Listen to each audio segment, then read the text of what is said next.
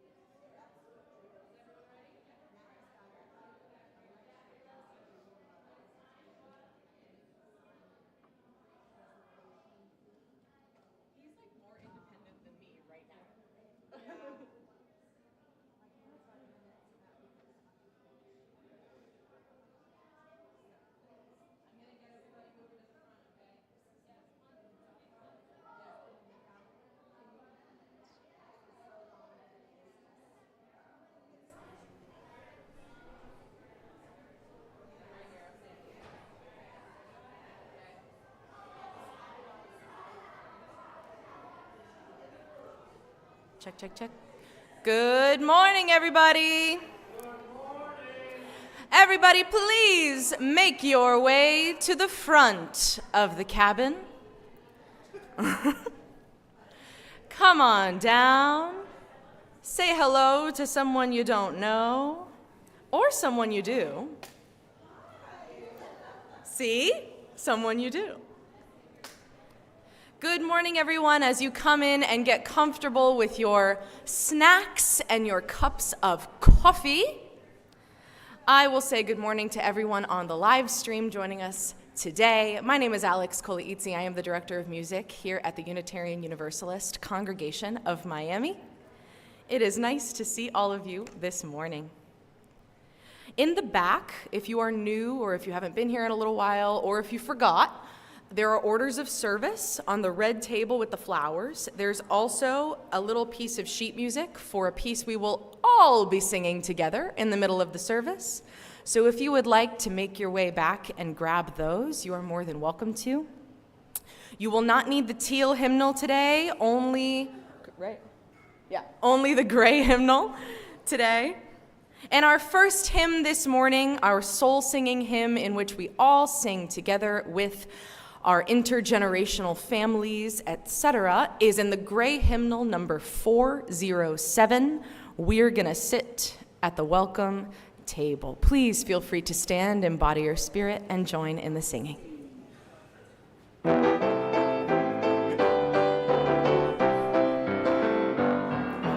We're gonna sit at the welcome table. We're gonna sit at the welcome table one of these days, hallelujah. We're gonna sit at the welcome table. Gonna sit at the welcome table one of these days. All kinds of people around that table. All kinds of people around that table one of these days, hallelujah. All kinds of people around that table. Gonna sit at the welcome table one of these days. No fancy style at the welcome table. No fancy style at the welcome table one of these days, hallelujah. No fancy style at the welcome table. Let us sit at the welcome table one of these days.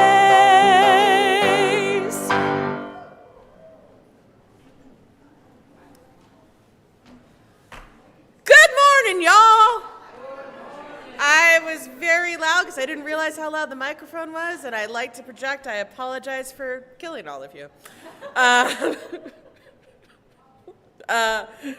Welcome to our multi-platform space here at the Unitarian Universalist Congregation of Miami. As a member of the Unitarian Universalist Association, we bring a liberal religious voice to the great city of Miami. As a city, we acknowledge that we sit on the traditional lands of the Tequesta, Miccosukee tribe of Indians of Florida and the Seminole tribe of Florida. I am Andy Arthur. I am loud, and I am your worship associate for today. My pronouns are she, her. I am a white woman with frizzy, blonde-ish hair, curly hair. I am wearing a dress with rainbow cats. Yeah, because I love my Miss Frizzle life, as you all know, for those of you who do know. And up on the chancel with me is Joseph Toledo, our pianist, Alex Colizzi, our music director, and Derrick Mustelier, who will be leading us in worship today. Woo! And behind the scenes, we have Jane Thayer running our live stream. All right, we at UU Miami are a community of brave, curious, and compassionate thinkers and doers. Currently, our Sunday services are guided by the worship committee, whose purpose is to support and strengthen our shared ministry. As we head into a search for a new minister, our services will be graced by voices from the Miami community and the Unitarian Universalist faith. We are also committed to nurturing and uplifting the spiritual leadership of individuals in our own congregation. We invite you to learn more about UU Miami. You can find us on social media at UUC Miami, or email communications@uumiami.org for more information. And, if you've attended our services a few times, maybe, consider becoming a member. Please talk to anyone with a lanyard. Most of them are yellow, some of them are orange, and they have a name tag, and they will happily talk to you about membership. We'd love for you to be a part of this community. Thank you.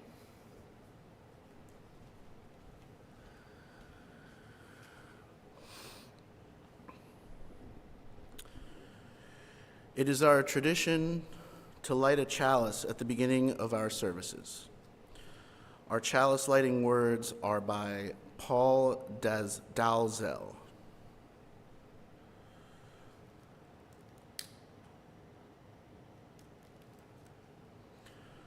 On this Sunday before Labor Day, we light this flame to honor all work. Not only the work we do for pay with our hands, our backs, and our minds.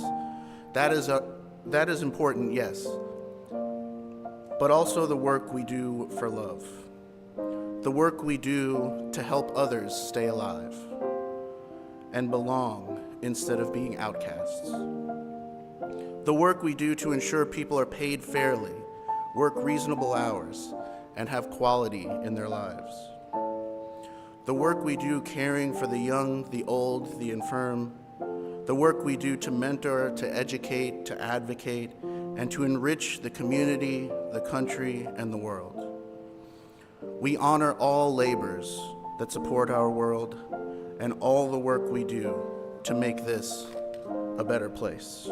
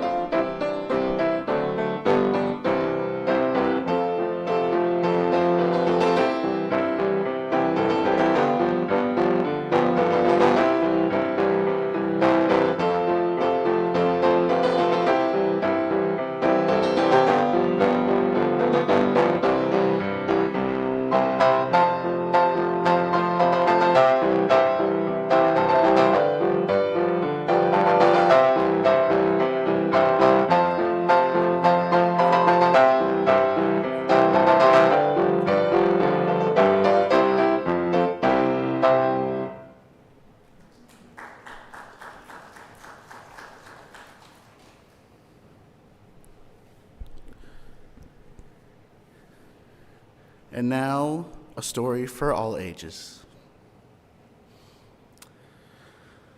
Once upon a time in a land far away, or 5 days ago, just around the corner from here, a queen was planning a royal banquet. She had summoned her wisest counselor to advise her on arranging the feast. Her wisest counselor's name was Globgilly-Bobulus. Yes, it's a long name. His name was so long and funny that his friends never called him that. He had a nickname. Since his name was Globgilly-Bobulus, his friends just called him Globgilly. It's still kind of long. The queen said, "My dear Globgilly, have you found any village capable of supplying my royal meal?" Globgilly-Bobulus replied, "Your Royal Majesty, I have searched the entire queendom to find the best village. I have found 2 villages that fit the bill, Snurptown and Hillville. Both Hillville and Snurptown are known around the queendom for their excellent offerings. Each village can provide the finest apple wine and your 3 favorite dishes: taco salad, bibimbap, and salted lemonade pie. Every day for the past 3 weeks, I have tested the offerings of each village, and every day they have been equally delicious." The queen's mouth was watering in anticipation. "I cannot wait to try these yummy delicacies myself," she said. "Tell me, is there any difference at all between the food from the 2 villages?" "Only this," said Globgilly-Bobulus. "Snurptown is much closer to your castle. You know well the roads to get there and have traveled them many times. You know Snurptown's farmers, cooks, and merchants, and they know you. And I must point out that Snurptown will sell you the food you desire slightly more cheaply than the second village." "I think I have heard all I need to hear," said the queen. "Snurptown is closer, I know more about it, and the queendom would pay a lower price for its food." "Not so fast, Your Majesty, if you please," said Globgilly. Yes, as you say in your wisdom, Snurptown is closer than Hillville. Yes, Snurptown is more familiar than Hillville. But although the food is slightly cheaper, I suspect the queendom would pay a higher price for its food. The queen looked confused. Snurptown's food is cheaper, but the queendom would pay a higher price for it? What are you talking about, Globgilly Bobulus? Globgilly replied, did you pause to ask yourself why Snurptown's food is cheaper than Hillville's? Hillville, on the other hand, harvests its crops by paying fair wages. Snurptown, the closer village, forces its poorest citizens to harvest its crops and pays them next to nothing. In some cases, it pays them nothing at all. Is that how Snurptown grows more food than Hillville? Asked the queen. Enslaving its workers? Yes, and not only that, Snurptown pours chemicals into the ground to get more food to grow out of it. But those same chemicals hurt the forests and animals who live nearby. Hillville uses no chemicals, instead growing crops together that like to grow together. Even though Hillville doesn't always grow as much food as Snurptown, Hillville's forests and animals are thriving. The queen said, so Hillville's food costs more because they grow it in a way that takes care of the land animals around the farms. I never knew that, or even wondered about it before. Finally, Globgilly continued, Snurptown villages use the money they earn to enslave more people and buy more poisonous chemicals. Hillville citizens use the money they earn to build schools, libraries, and hospitals. The queen drummed her fingers on the arm of her throne. Snurptown enslaves people, and Hillville pays a fair wage. Snurptown poisons its surrounding woods and its creatures, while Hillville cares for the land. Snurptown focuses only on profits. Hillville focuses not only on profits, but also on providing other human goods, like libraries, schools, and hospitals. Yes, Your Majesty, said Globgilly. The queen looked thoughtful. I keep thinking about how little I know about Hillville. It seems like it might take more effort, at least at the beginning, to get to know its farmers, cooks, and merchants. I already know a lot about Snurptown, plus its food is cheaper. Yes, my queen, but think of what price you want the queendom to pay. Which village asks the better price? Now let us sing the children off to their religious education classes. Okay, everyone, this is the first time we're doing this as part of the new church calendar year. Yeah? So here's how it works, for those of you that don't know. The youth like to sit in the back, far, far away from Alex, but they have to walk around and through. Whoever is sitting nearest to the back, so for example right now, that is Luigi and Jessica, they will make an archway. It looks like this. Might we give them a round of applause?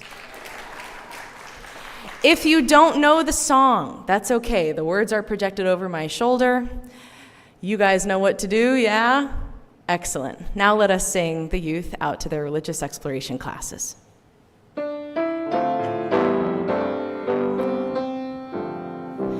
May your mind be open to new learning. May your lips bring truth into the world. May your heart know love and your hands do the work of justice as you go your way in peace. As you go your way in peace.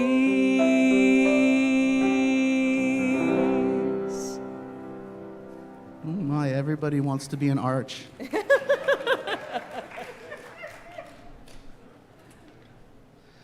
Now we will share joys and sorrows that you may carry in your hearts. We affirm that as a community we share in your sorrow and rejoice in your happiness. When you come forward to share a joy or sorrow, please say your name so that we know who you are as you share. And remember that our service is live streamed publicly. Those of you online should also feel free to share any joy or sorrow in the chat that you wish.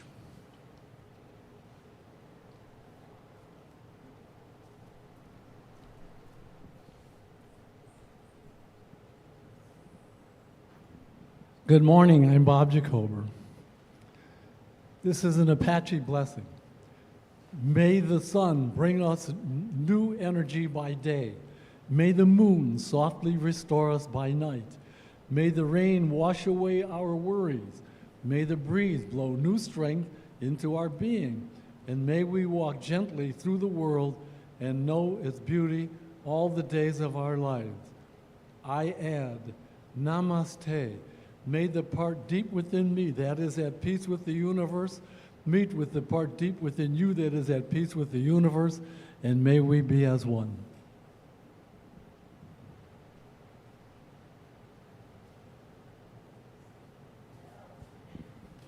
Sorry about that. I was trying to find the least obtrusive way to come down and share a concern. So, I'm Andy Arthur. I was just very loud earlier. My concern is I was at the county budget hearing for Miami-Dade County, advocating for more funding for cultural affairs because we're getting cut, and we just got cut by the state. Our grant's eliminated from the state. But hearing about all of the programs provided by our local government and all of the people who need those programs, it's heart-wrenching. There are so many things that your local tax dollars go towards that you might not be aware of, like tree trimming for elderly folks who can't do it themselves anymore, or transportation options for people who don't have any other way to go, or a lot of people were fighting for eviction help. The county has a department to help stop evictions, to get people lawyers so they can stay in their house. And these are the wonderful things that we are funding through tax dollars, and there's so many good programs out there, and there's so many people who need help, and when I go to these hearings, it hurts me in my heart a little bit because there's just never enough to go around, and may we do the work so that everyone has enough. Thank you.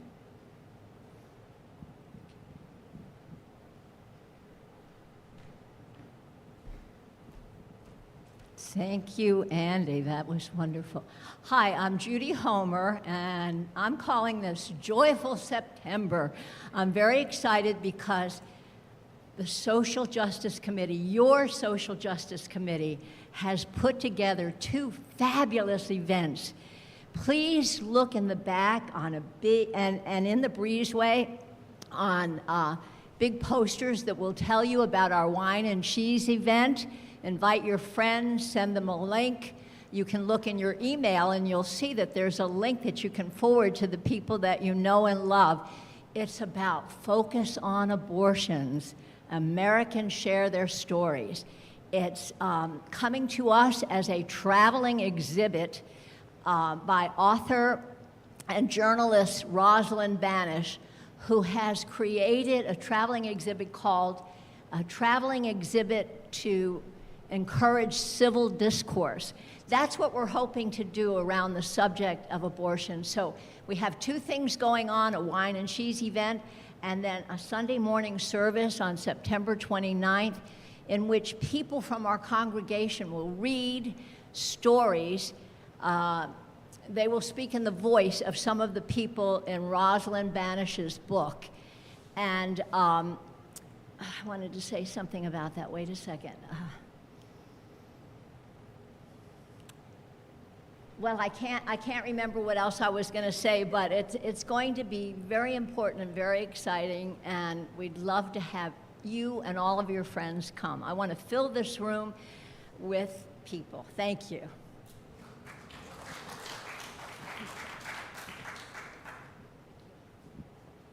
Hi, everyone. My name is Christine Gregory. I guess my joy and sorrow is I wake up and I read the news, which is either good or terrible for your mental health. And today, I just reading news about the war in Gaza, and it made me so sad.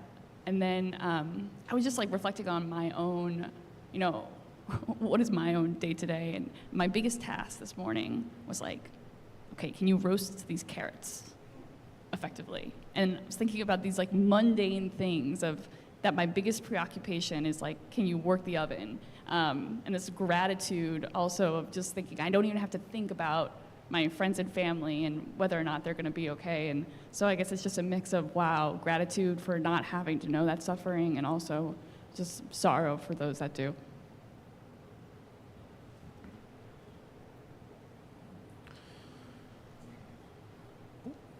One more. Hello, my name is Ginger Sturgeon, and I just have a joy that I feel so fortunate to have found you all, for myself and my family, and I want to thank you for being so welcoming to us, and I really, really appreciate you. Thank you.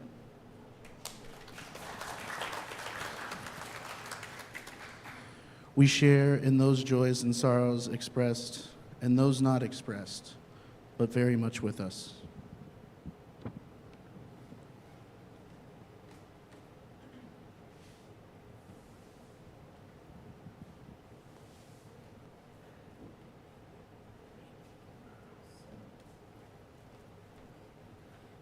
Missed my cue. All right, and now let us make an offering to this congregation that is sacred to so many of us.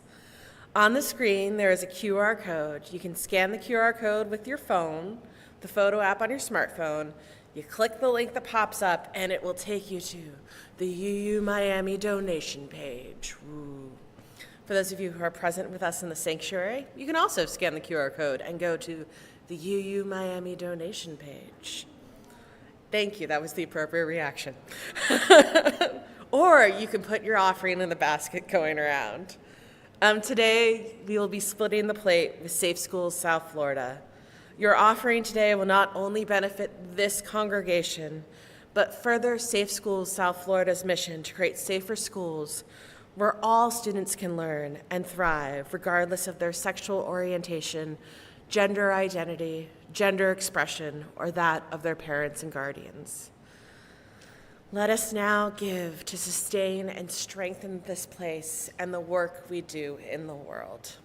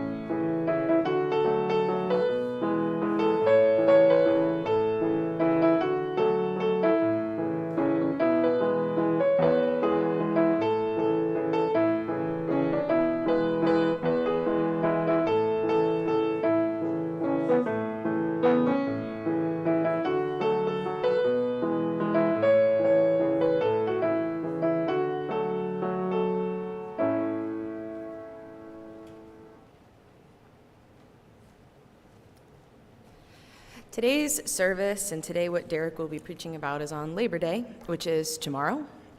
And it's not just a day where we get off of work and school. So to prep us for this, we will now sing together, if that's all right with you, the tune of the Battle Hymn of the Republic, but the words are, of course, I'm sure a lot of you already know it. The lyrics, I should say, were altered to express and kind of favor the labor and the union movement as a message to the overall public. So to the tune of dun, dun, dun, dun, dun, dun, dun, dun, dun, dun, dun. We know it. I'm seeing nods. Excellent.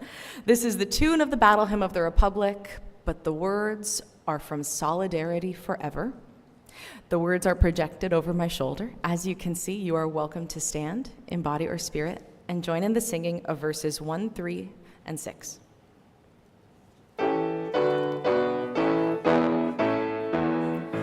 When the union's inspiration through the workers' blood shall run, there can be no power greater anywhere beneath the sun. Yet what force on earth is weak than the feeble strength of one? For the union makes us strong. Here we go.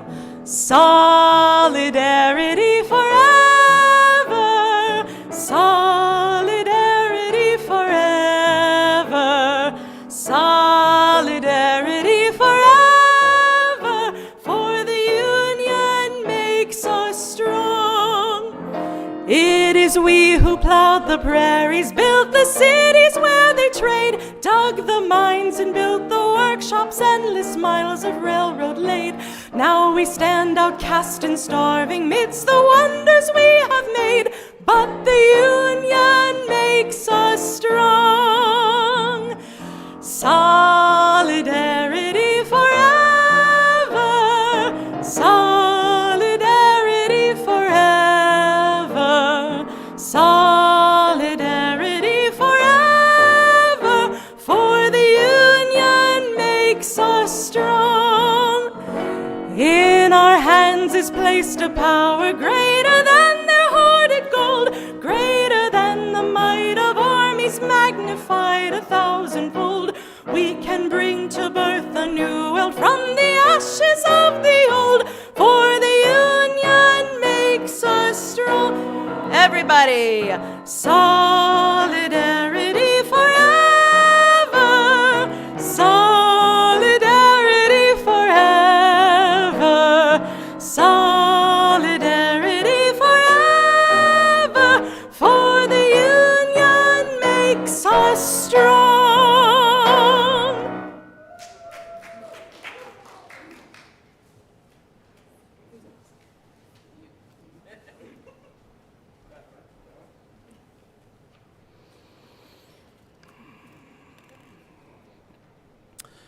I invite you now to center yourself in your chair. Ground yourself in the earth. Breathe in peace. Breathe out love. And meditate in the silence upon the words of Mr. Henry Wadsworth Longfellow. Each morning sees some task begin, each evening sees it close. Something attempted, something done, has earned a night's repose.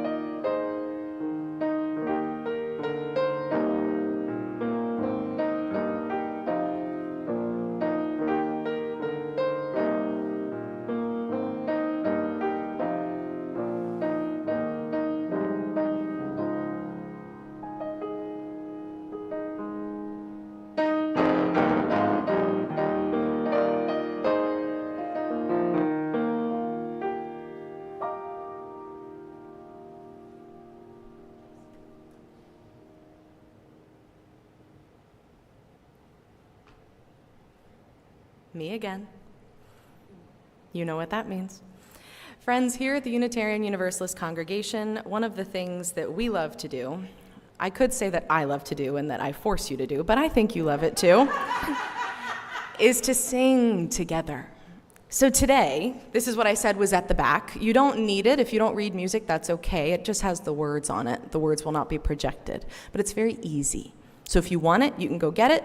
If not, that's all right.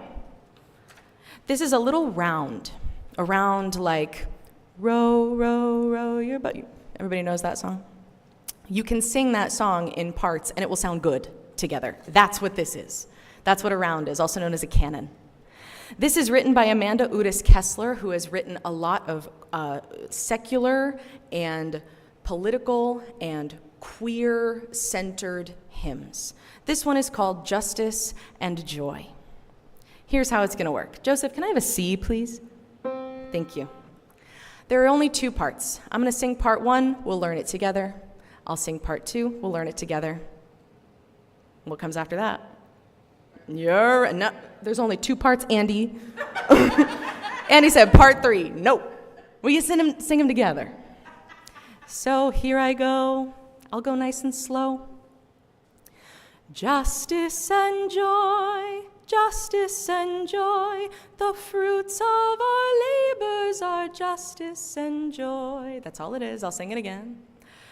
Justice and joy, justice and joy, the fruits of our labors are justice and joy. Try again. Justice and joy, justice and joy, the fruits of our labors are justice and... One more time, guys. Justice and joy, justice and joy, the fruits of our labors are justice and joy. And if you don't read music, I'm showing contour up here so you can see when the notes go up and down. Helpful? A little? I hope so. You are welcome to stay seated right now, but I would like for you to be able to move your body in some way, shape, or form. So I'm going this way, and here I go. Justice and joy, justice and joy, the fruits of our labors are justice and joy. One more time. Justice and joy, justice and joy, the fruits of our labors are justice and joy. Our bodies like it when we move, at least a little. So don't feel like you have to sit there like a good chorister and make me happy. That doesn't make me happy. I want to see you happy. That's part 1. Think you got it? Okay, sing it out all together. Ready and go. Justice and joy, justice and joy, the fruits of our labors are justice and joy. I believe you. Well done. Good, friends. Here's the second part. Don't lose the first one. Press save on it if you can. Here's the second one. Justice, justice, we'll build a land of justice. Here it is again. Justice, justice, we'll build a land of justice. That part's always so tricky. We'll build a land. On the word land, we go down. Let's try it again. Second part. Justice, justice, we'll build a land of justice. Again, justice, justice, we'll build a land of just you. Justice, justice, we'll build a land of Good, and am I grading you on perfection? No, oh my gosh, absolutely not. I'm grading you on participation. You get a B. Part 1, ready and sing. Justice and joy, the fruits of our labors are justice. Part 2, justice, justice, we'll build a land of justice. Part 1, justice, justice.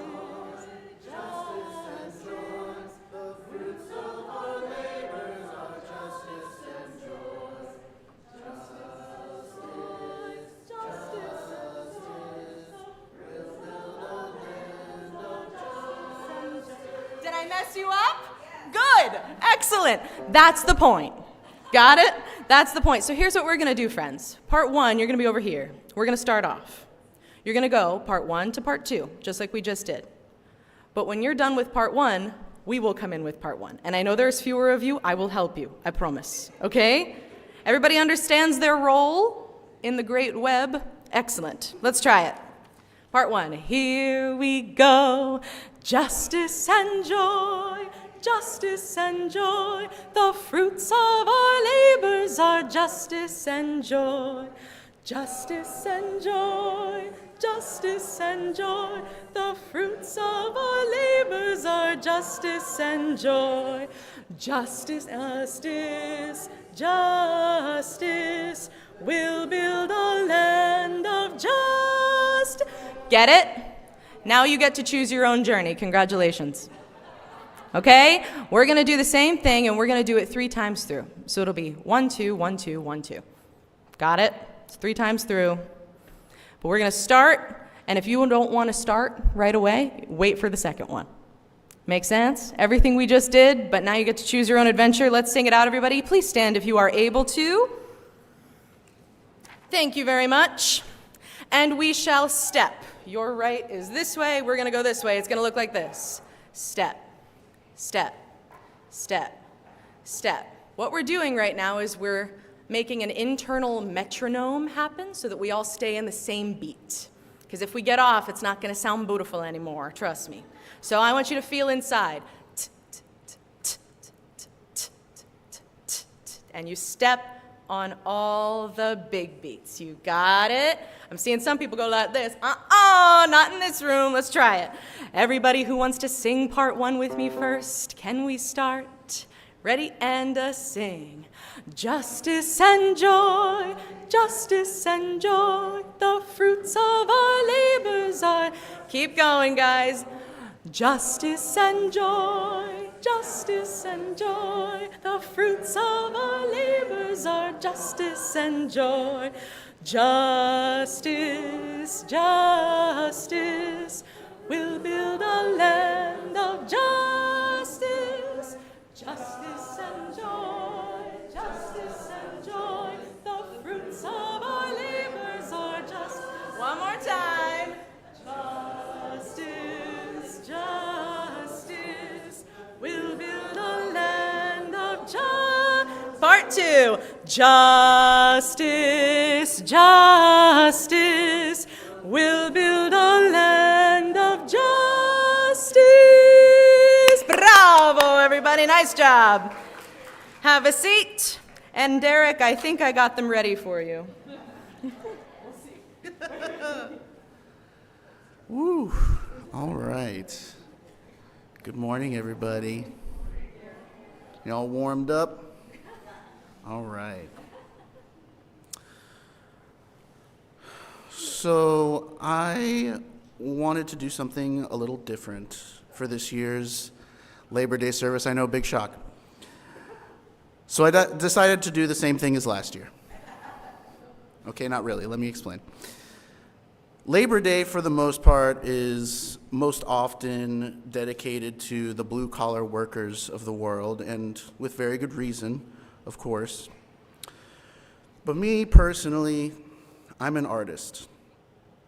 Last year on Labor Day weekend, we were graced by an inspiring and incisive service on the SAG-AFTRA and Writers Guild strikes that were ongoing at the time by our wonderful Andy Arthur, who is on the chancel with me. And this year, I'd like to bring the focus back to artists again, whose economy I still feel is kind of not really talked about enough when we talk about workers. I see one person agrees with me. And not just artists, but all of those working in the humanities, whose work is so often taken for granted. The humanities are generally defined as fields that study human society and culture, including certain fundamental questions asked by humans.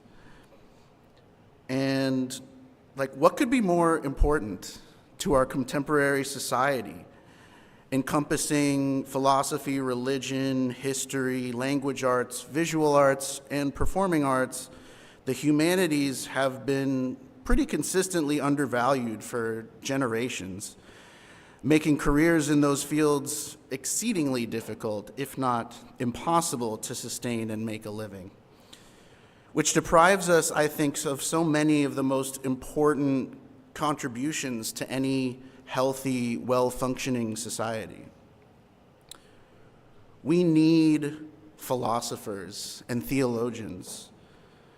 You know, this might not necessarily be the world's most popular opinion, but I've always kind of felt that some sort of education in philosophy and religion should be not just part of higher education, but like primary school education as well. Philosophy especially, that's the one that we need to be teaching people how to think, how to engage in critical analysis, how to spot logical fallacies.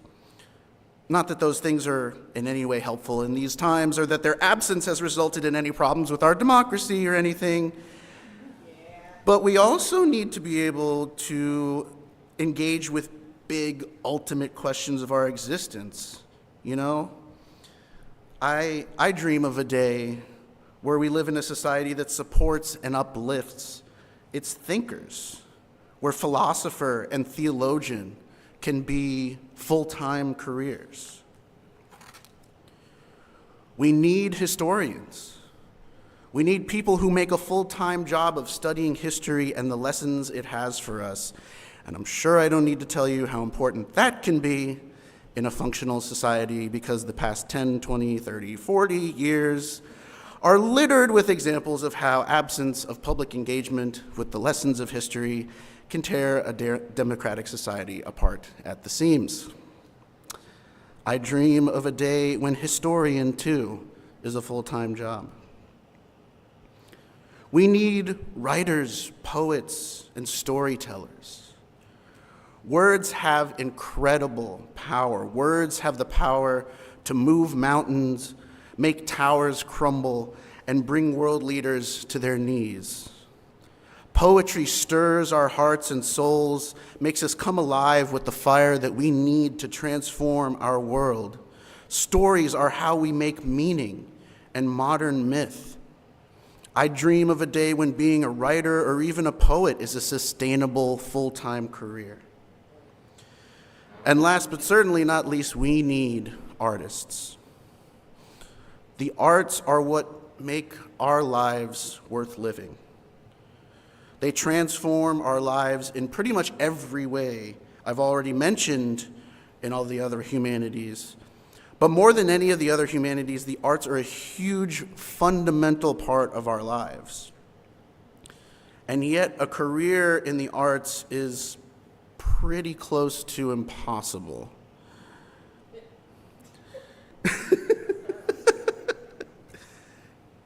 Yeah. Put me up here, I'm sorry. I was 14 years old the first time I had what I would call a serious thought about what I wanted to do for a living. I wanted to be in a band and make music like Metallica or Tool. But of course, what's the first thing most people tell you when you say that? Not very realistic, is it? And why not? Like, it should be realistic, shouldn't it? Why should it be any more difficult to make music for a living than it is to work in customer service for a living? But the point is, I basically spent the next 20 years trying to find something else I could do for a living. First, I wanted to be a writer, but that was really only slightly more realistic. I flirted with psychology, philosophy, teaching, even like something in mathematics, which I've always sort of been good at. More recently, I thought about doing political or nonprofit work for a while, and that ultimately led me to seminary and a Master's of Divinity degree. And yet, somehow, I was never really able to escape my calling to make music for a living, and About 5 years ago, the universe said, okay, it's time to stop screwing around and do what we put you here to do. And that's what I've been doing ever since. It's been a slow grind, to say the least, especially when the pandemic hit. You know, and it feels like even as our lives have sort of returned to some semblance of normalcy, if whatever that word even means at this point. But nothing has quite been the same since, has it? Everything's been a little more complicated, a little more difficult. Ironically, though, the height of the pandemic was, in some ways, an oddly good time for me as an artist. The economic stimulus packages, as insufficient as they may have been in many ways, provided unemployment insurance and stimulus checks that provided me with a source of income as I worked on my music. Now, please know that I understand the incredible complexities of demand-side economics. I also have a bachelor's degree in political science, so I am very familiar with that, especially in a country as large and complex as this one. But man, what if the world we lived in was just a little bit closer to my dream world of being able to get paid a living wage just to make music, you know?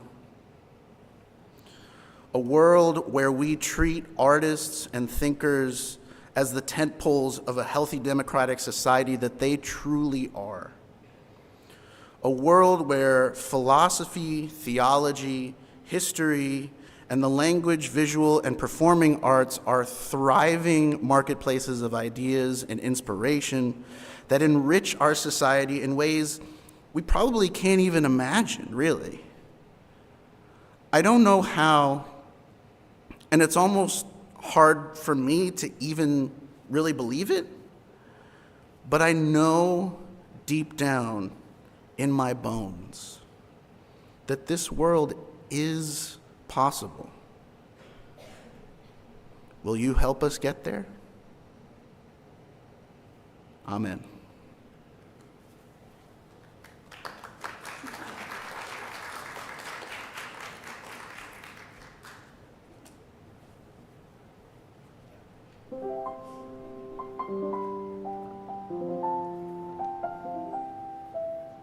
Feeling a little called out by that service. I'm just kidding. I'm just kidding. Feeling good. Our last time singing together today will be for our closing hymn in the gray hymnal, number 121, We'll Build a Land. And we are singing all 4 verses because they are all important. Please feel free to rise, embody your spirit, and join in the singing.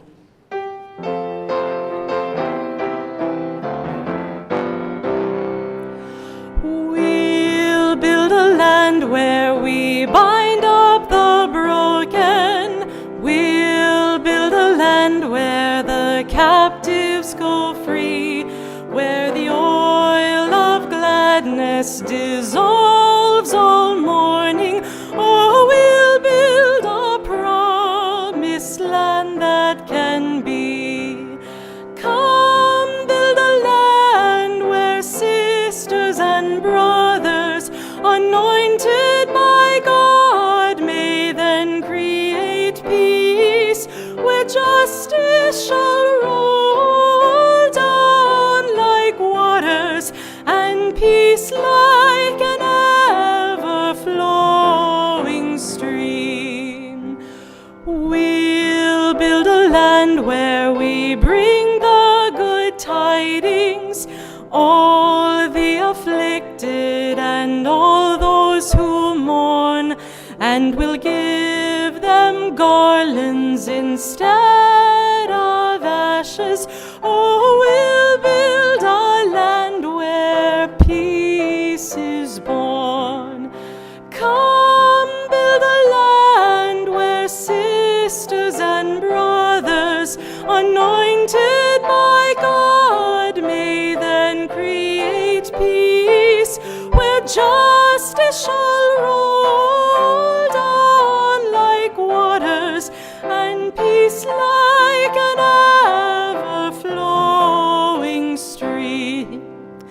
We'll build a land building up ancient cities, raising up devastations from old, restoring ruins of generations. Oh, we'll build a land of people so bold.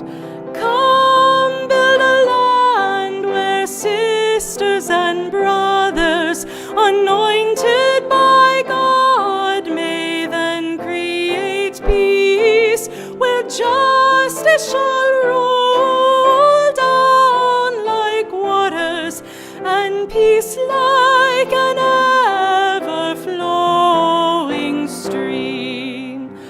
Come build a land where the mantles of praises resound from spirits faint and once weak, where like oaks of righteousness stand her people.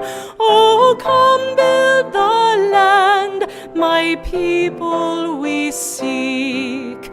Come build a land where sisters and brothers, anointed by God, may then create peace, where justice shall roll down like waters, and peace like an ever-flowing stream.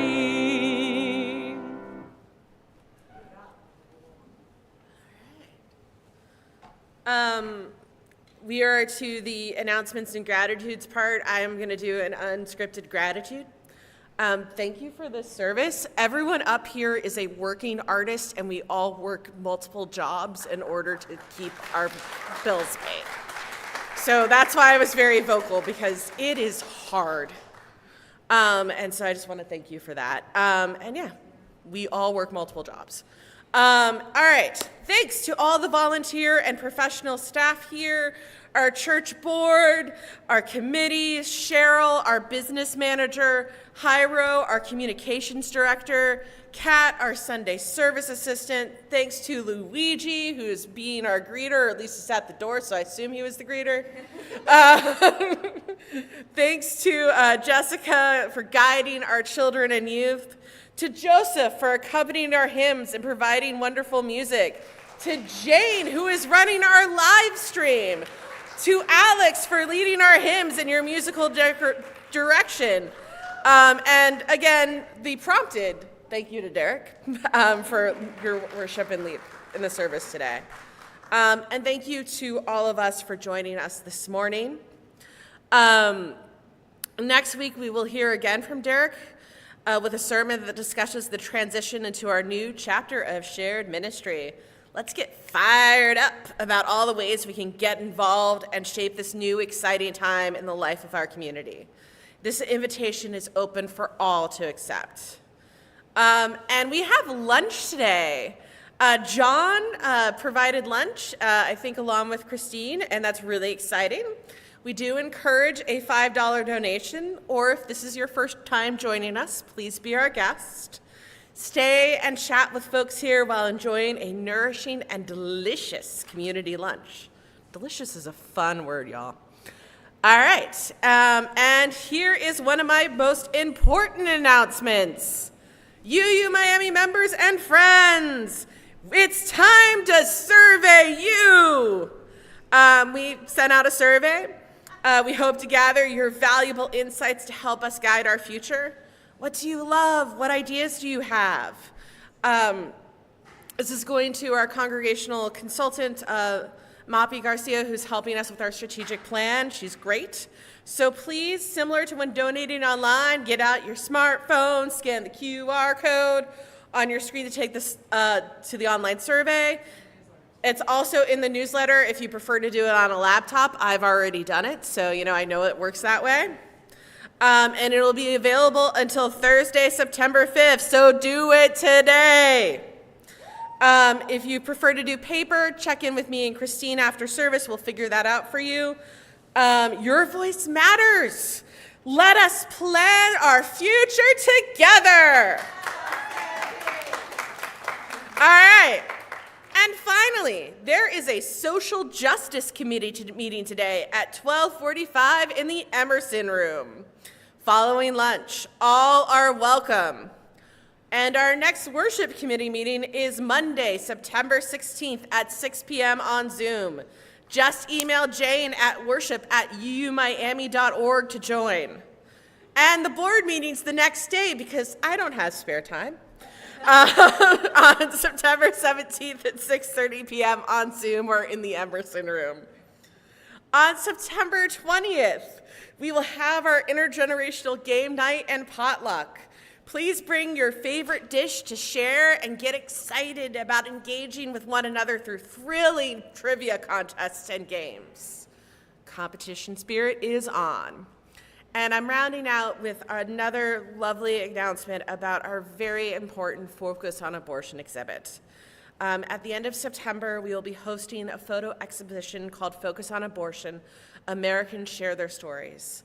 From September 23rd to October 4th, we will host this traveling exhibit showcasing photographic portraits of individuals who have had an abortion or are close to the abortion experience. The exhibit is intended to encourage civil discourse about abortion by sharing these nuanced and personal stories. Our big event for the exhibition is on September 26th from 7 to 9. You can scan the QR code to register or follow the links in the Weekly Connections newsletter. Yes, reading the newsletter is important. You just scroll on through, it's real nice. Please invite your friends and family to join us. And don't forget, you can find out this info in the weekly newsletter. See, the script is telling me to push the newsletter too. Thank you for sharing in these announcements, and I give it over to Derrick for closing words.